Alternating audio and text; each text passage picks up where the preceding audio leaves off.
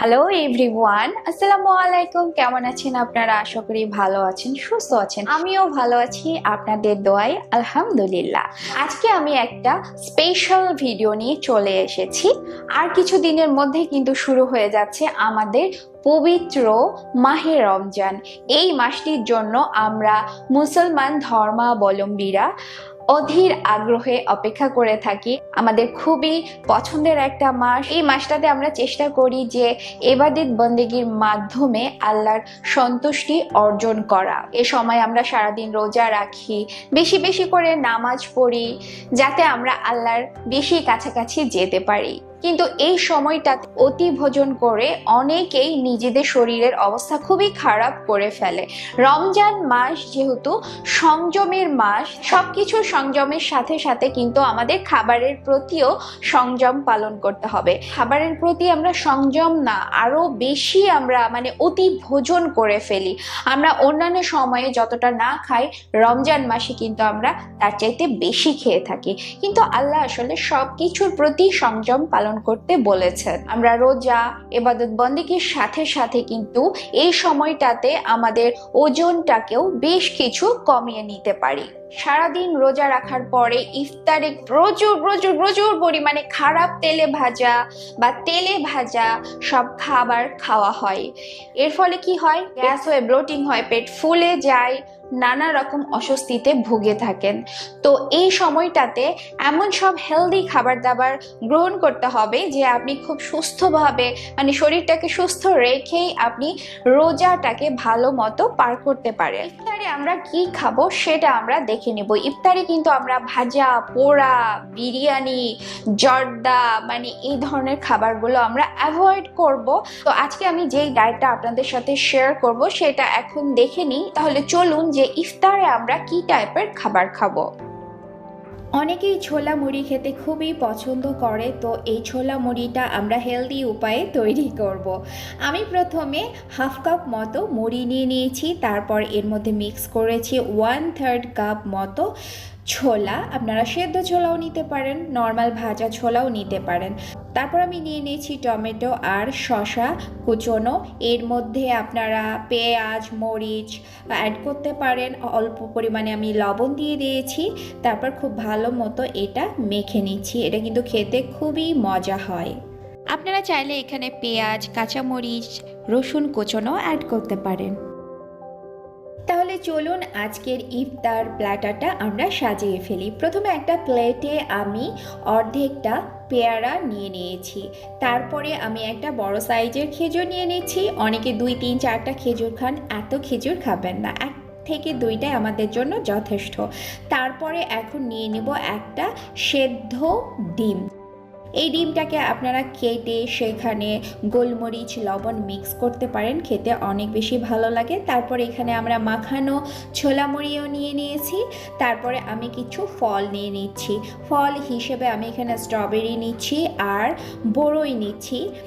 যেহেতু আমার কাছে এগুলো এখন অ্যাভেলেবল আছে, তাই আমি এগুলো নিচ্ছি। আপনারা আপনাদের পছন্দ মতো যে কোনো ফল এখানে নিতে পারেন। অনেকেই বলবেন যে আপু ইফতারে পেঁয়াজু বেগুনি কি খাবো না? আমি আপনাদেরকে বলবো যে আমরা চেষ্টা করি না একটু হেলদি খাবার খাওয়ার। তো এই রোজাতে আমরা পেঁয়াজু বেগুনি খাবো না। এখন অনেকেই বলবেন যে আপু শরবত কি খাবো না? অবশ্যই খাবেন। শরবত হিসেবে আমরা খাবো ডাবের পানি। একটা ডাব ফ্রিজে রেখে সেটাকে ঠান্ডা করে ইফতারের আগে গ্লাসে ঢেলে সেই পানিতে 1 চা চামচ চিয়া সিডস বা তকমা দানা মিক্স করে নিলে কিন্তু খুবই মজার শরবত তৈরি হয়ে যায়। আর এবারের ইফতার বা রোজায় আমরা চেষ্টা করব শরবত হিসেবে ডাবের শরবত খাবার ইনশাল্লাহ। ইফতার শেষে নামাজের পর আপনারা মশলা চা বা রং চা খেতে পারেন। ইফতার তো হয়ে গেল, এরপর কিন্তু তারাবি থাকে। তো তারাবির নামাজটা, ইশার নামাজ আমরা পড়ে ফেলি, তাহলে কিন্তু নামাজের মাধ্যমে আমাদের অনেক এক্সারসাইজ হয়ে যায়। তারপর হচ্ছে রাতের খাবার। রাতের খাবার আপনি কি খাবেন চলুন আমরা দেখি। রাতের খাবার হিসেবে আপনারা 2 পিস মুরগির মাংস নিতে পারেন অথবা 1 টুকরো মাছ নিতে পারেন। সাথে অবশ্যই সালাদ রাখবেন আর মিক্সড ভেজিটেবলস রাখবেন। সাথে আপনারা 1 কাপ ভাত খেতে পারেন। আর কেউ যদি ভাত খেতে না চান তাহলে একটা লাল আটার রুটিও খেতে পারেন। এরপর হচ্ছে সেহরি। অনেকেই মনে করেন যে সারাদিন তো আমি কিছু খাবো না, এ সময় আমি যা পারি তা খেয়ে ফেলি। এমনও আমি মানুষ দেখি থালা ভর্তি ভাত, পোলাও, মাংস, বিরিয়ানি খাওয়ার পর পেটে আর কোনো জায়গা নাই, তখনও দুধ চা খাচ্ছে, যে সারাদিন কিছু খেতে পারবো না। আপনার সুস্থ থাকার জন্য যেটা বলবো যে আপনার সেহরির খাবারটা কিন্তু সব চাইতে লাইট হতে হবে, হালকা হতে হবে।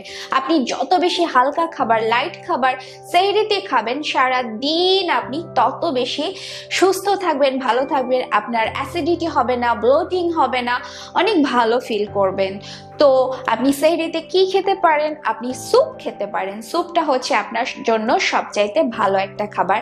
কিংবা আপনি চিড়া খেতে পারেন, টক দই চিড়ার সাথে একটা ছোট কলা মিক্স করে এটা খেতে পারেন। এছাড়া আপনি স্মুদি খেতে পারেন। আমার চ্যানেলে স্মুদির অনেক ভিডিও আছে, সেখান থেকে যে কোনো একটা নিতে পারেন।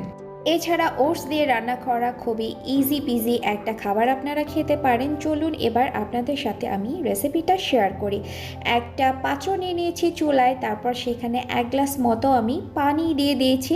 পানিটা যখন হালকা গরম হয়ে যাবে তখন আমি 1 চিমটি পরিমাণ লবণ দিয়ে দিব আর 1 ইঞ্চি পরিমাণ দারুচিনি দিয়ে দিব। তারপর এর মধ্যে আমি 1/3 কাপ পরিমাণ ওটস দিয়ে দিব।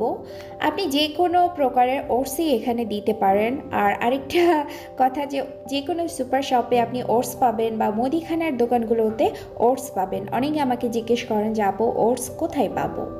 এরপর এর মধ্যে আমি 1 টেবিল চামচ পরিমাণ চিয়া সিডস মিক্স করে দিচ্ছি। চিয়া সিডস যদি না থাকে আপনারা তকমা দানাও এখানে অ্যাড করতে পারেন। তারপরে এটাকে আমি ভালো মতো নেড়ে চেড়ে মোটামুটি সেদ্ধ করে ফেলছি। এটা সেদ্ধ হয়ে গেছে এবং ঠিক হয়ে গেছে। এবার এর মধ্যে আমি 1 কাপ পরিমাণ দুধ মিক্স করে দিব বা 100 ml পরিমাণ দুধ মিক্স করে দিব। তারপর আরেকটু ভালো মতো নেড়ে নিব। খাবারটা কিন্তু একটু লিকুইড টাইপের হবে, মানে খুব ঠিক হবে না। যাদের গরুর দুধের সমস্যা আছে তারা সোয়া মিল্ক, আলমন্ড মিল্ক বা কোকোনাট মিল্কও নিতে পারেন। ঘনত্বটা আপনারা দেখতেই পাচ্ছেন কি পরিমাণ ঘনত্ব হয়েছে, তবে এটা ঠান্ডা করলে আর একটু ঠিক হয়ে যাবে। এরপর এটাকে আমি একটা বাটিতে ঢেলে ঠান্ডা করে নিয়েছি।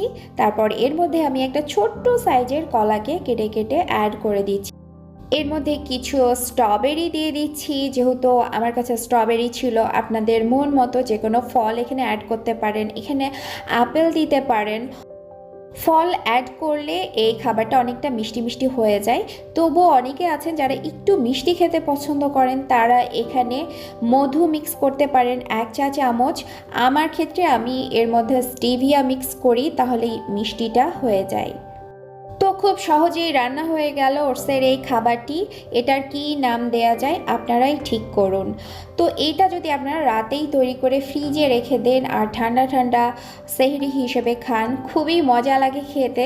খাবার কিছুক্ষণ আগে ফ্রিজ থেকে বের করে রাখলে একটু নর্মাল হয়ে যায়। এই রেসিপিটি যদি আপনাদের ভালো লেগে থাকে তাহলে অবশ্যই কমেন্ট করে জানাবেন যে খেতে কেমন লেগেছে।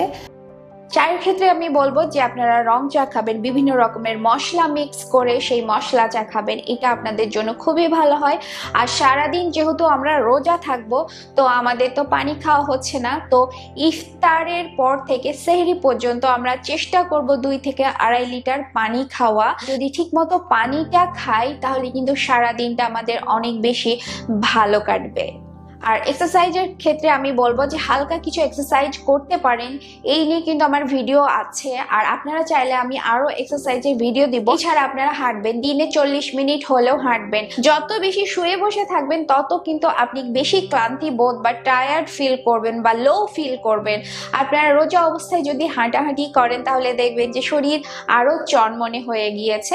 তাছাড়া আমাদের 5 ওয়াক্ত নামাজ আছেই, সেই 5 ওয়াক্ত নামাজের মাধ্যমেই কিন্তু আমাদের অনেকখানি এক্সারসাইজ হয়ে যায়। আশা করি আজকের এই ভিডিওটা ভালো লেগেছে। আর আমার কাছ থেকে আপনারা রোজা বিষয়ক বা এই সময় কি কি টাইপের ভিডিও চান সেগুলো কমেন্ট করে জানাবেন। আমার জন্য আপনারা দোয়া করবেন, আমিও আপনাদের জন্য দোয়া করি যে আপনাদের সকলের এই রমজান মাস অনেক ভালো কাটুক, আপনাদের আল্লাহ ভালো রাখুন।